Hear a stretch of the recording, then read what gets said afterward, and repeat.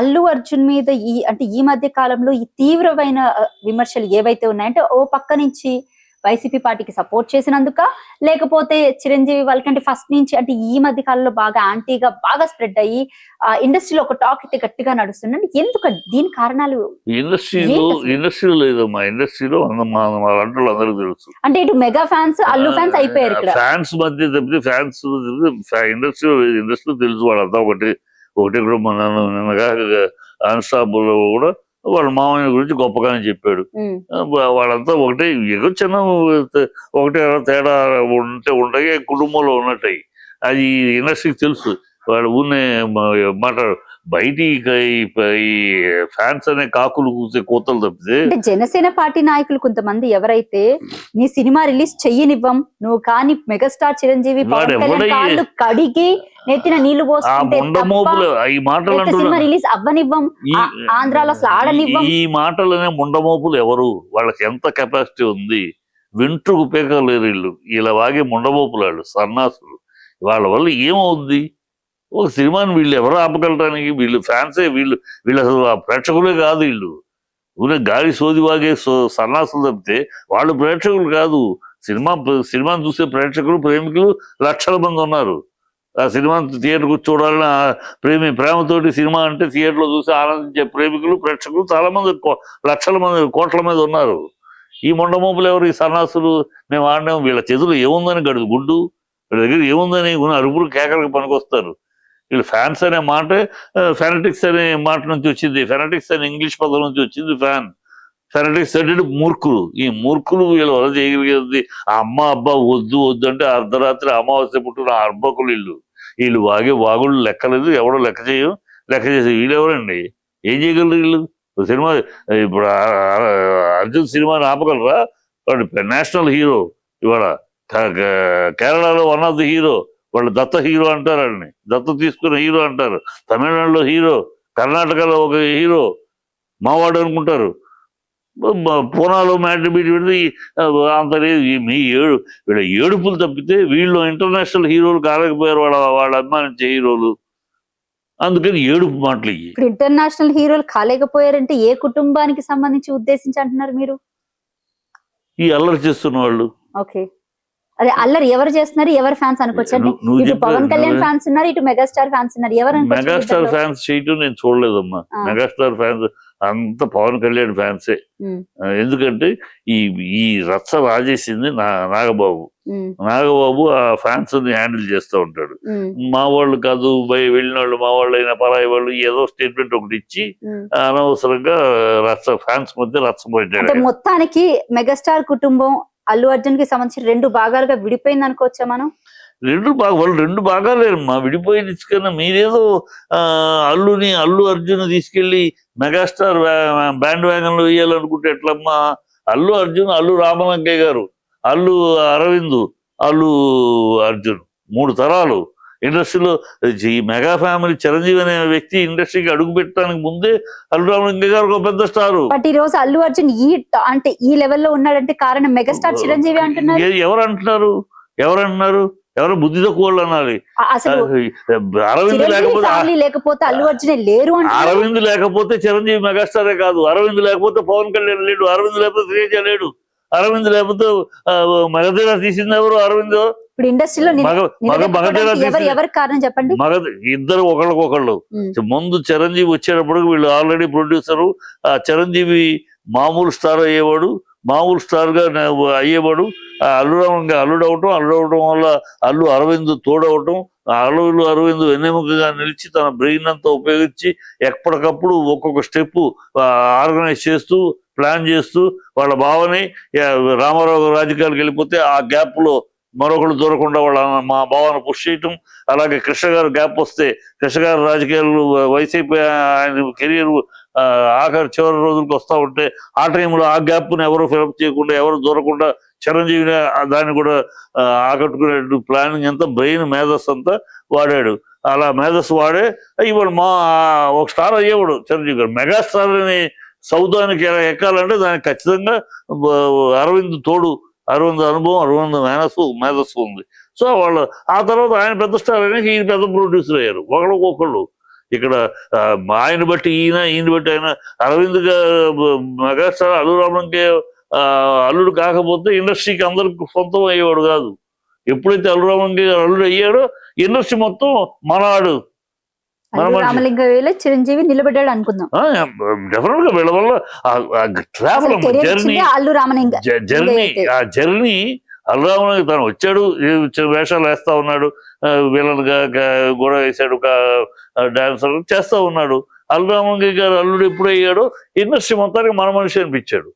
మనడయ్యా, మన అల్లు రామన్ గారి అల్లుడయ్యా, అట్లా బాగా చేస్తున్నాడు. అంటే ఆ కృతజ్ఞత భావం కూడా లేకుండా ఈ రోజు పాపం అల్లు అర్జున్ టార్గెట్ చేస్తారు అనుకుంటాం మనం.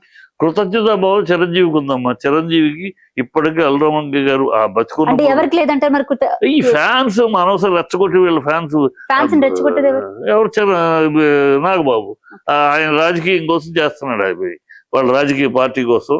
అది చూడరాదు ఎంత మూర్ఖం అంటే. జనసేన అంటే ఏంటమ్మా ఇంగ్లీష్ లో ట్రాన్స్లేట్ చేస్తే పీపుల్స్ ఆర్మీ. మరి అర్జున్ ఆర్మీ అన్నాడని దాని మీద కేసు వేస్తున్నారు పోలీస్ స్టేషన్లో. బుద్ధి ఉందా? మీ పార్టీ పేరేంటి? మీ పార్టీ జనసేన అంటే పీపుల్స్ ఆర్మీ. అంటే తెలుగులో మీరు పెట్టుకుంటే తప్పు కాదు. తను ఇంగ్లీష్లో ఆర్మీ అన్నాడంట. ఆర్మీ ఒక పవిత్రమైంది, దాన్ని వాడుకుంటారు.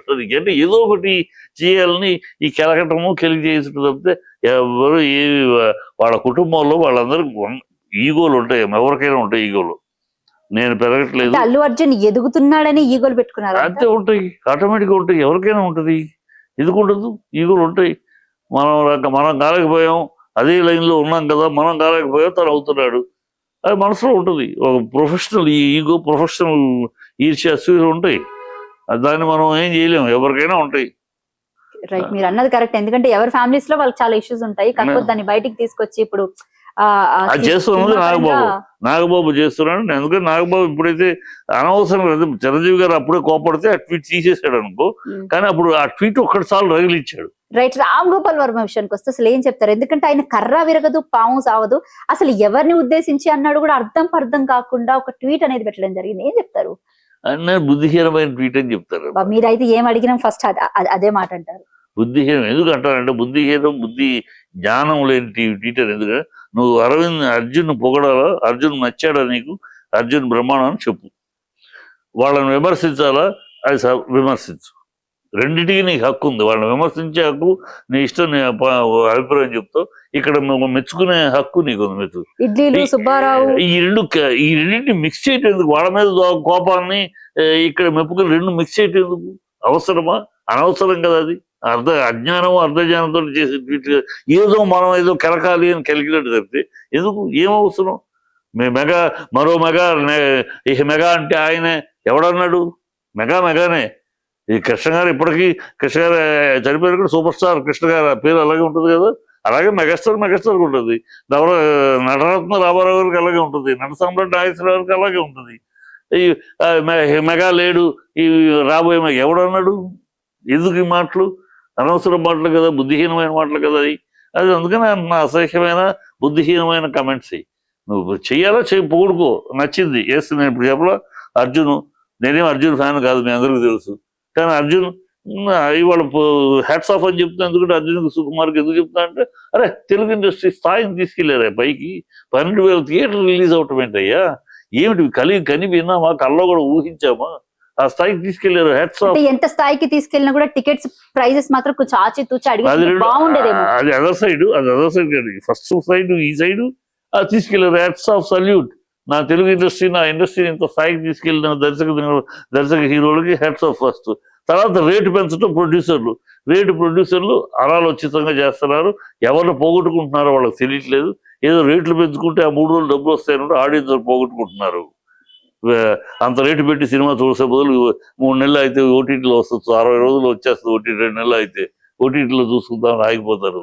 మీరు అలాగూ థియేటర్కి వచ్చే ఆడియన్స్ని వెనక్కి పంపించకండి. ఆ మాత్రం ఆలోచన లేకుండా చేస్తారా తప్పు. నీ సినిమానే గతంలో ఇదే సినిమా పార్ట్ 1 మామూలు రేట్లో బ్రహ్మాండంగా ఆడింది కదా. చాలా బాగా ఆడింది. చాలా బాగా 30 కోట్లు. పాండమిక్ టైంలో అలాంటి పెద్ద రేంజ్ అనేది అది మామూలు విషయం కాదు. మీతో పాటు మీరు అఖండ రెండు బ్రహ్మాండంగా వచ్చేసి రెండు డి అంటే డి బ్రహ్మాండంగా. అప్పుడు రికార్డు కూడా ఒకే వారంలో 5 సార్లు చూసిన వాళ్ళు, 7 సార్లు చూసిన వాళ్ళు, రిపీట్ ఆడియన్స్ బ్రహ్మాండంగా ఎంజాయ్ చేశారు.